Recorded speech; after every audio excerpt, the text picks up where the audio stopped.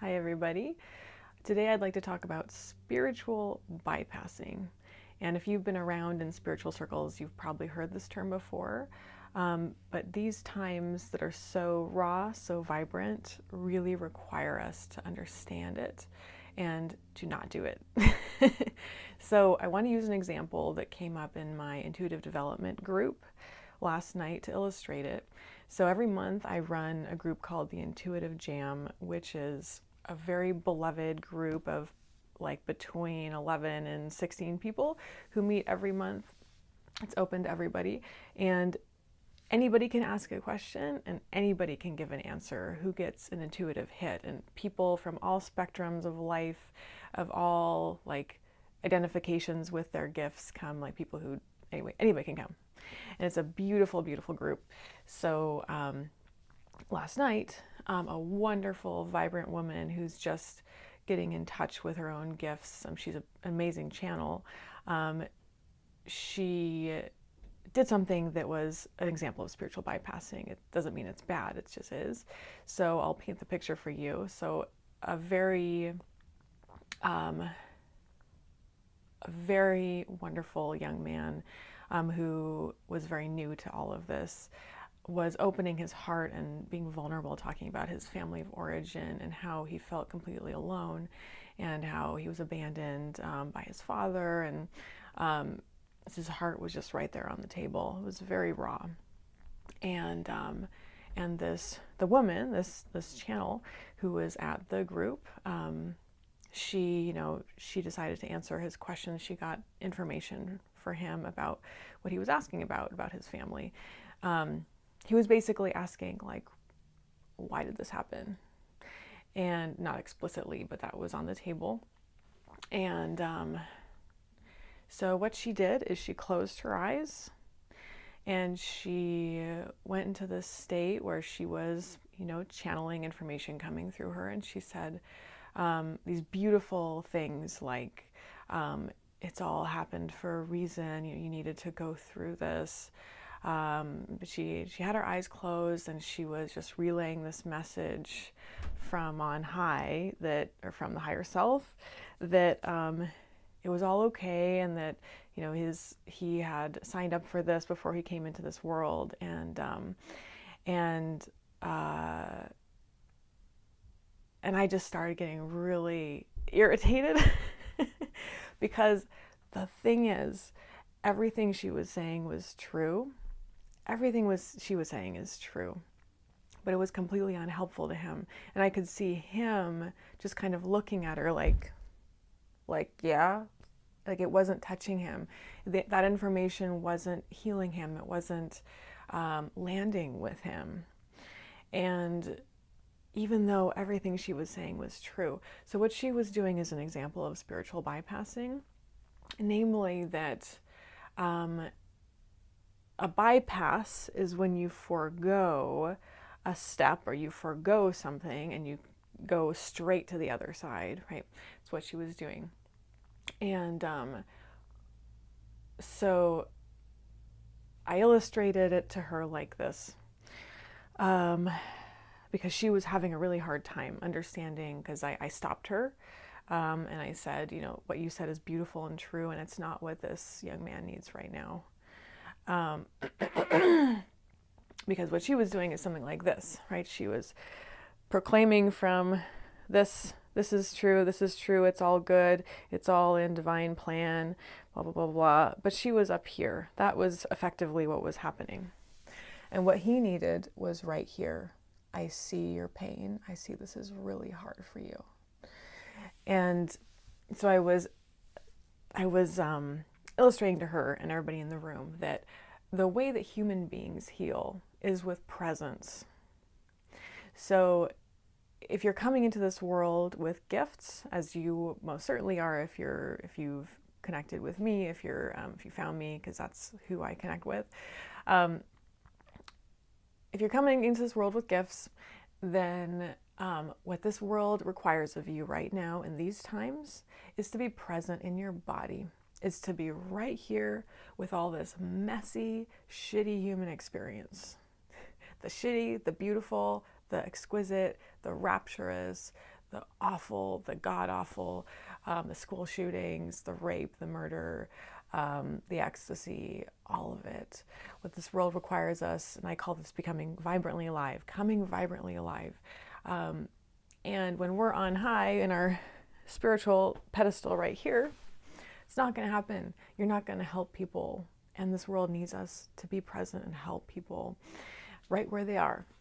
Now, the thing is that everything, like I was saying, everything this wonderful woman was saying was totally true.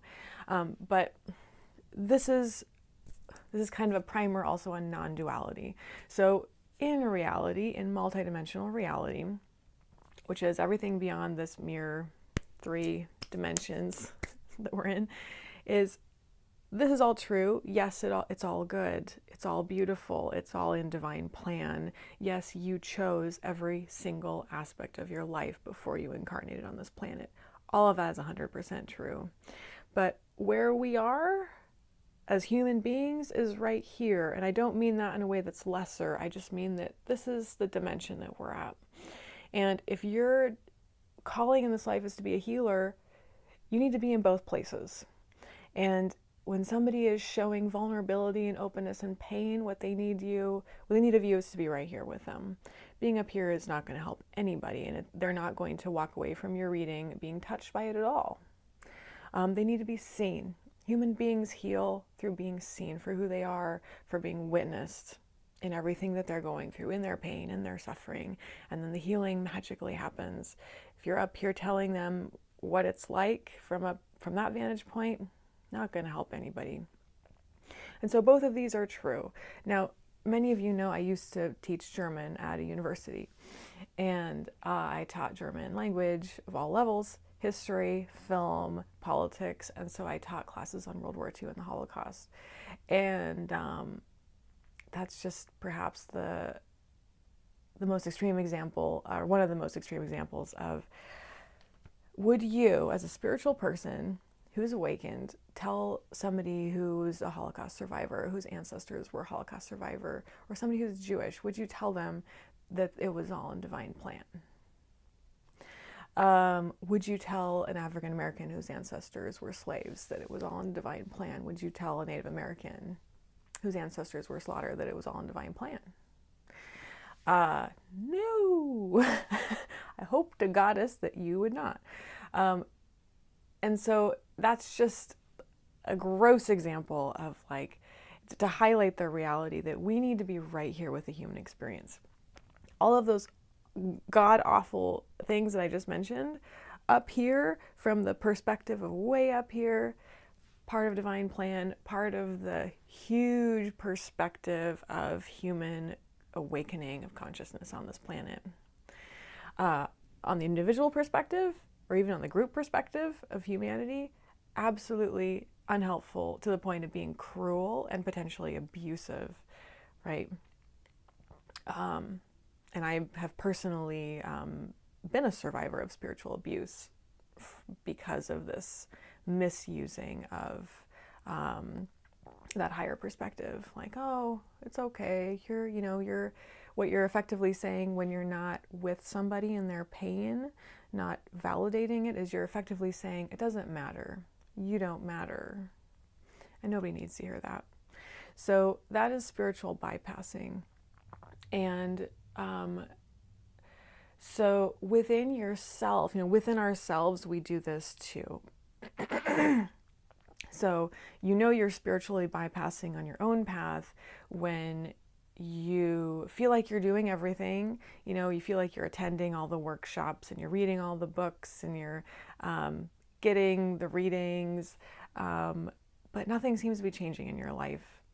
And you still have, that nagging anxiety or that depression or that eating disorder, or that you're in that awful relationship. And so if the actual on the ground, boots on the ground circumstances of your life aren't matching what you think you're doing in your head, that is your proof that you're spiritually bypassing. And it's the universe just saying, hey, there's more real, raw stuff to look at in your life.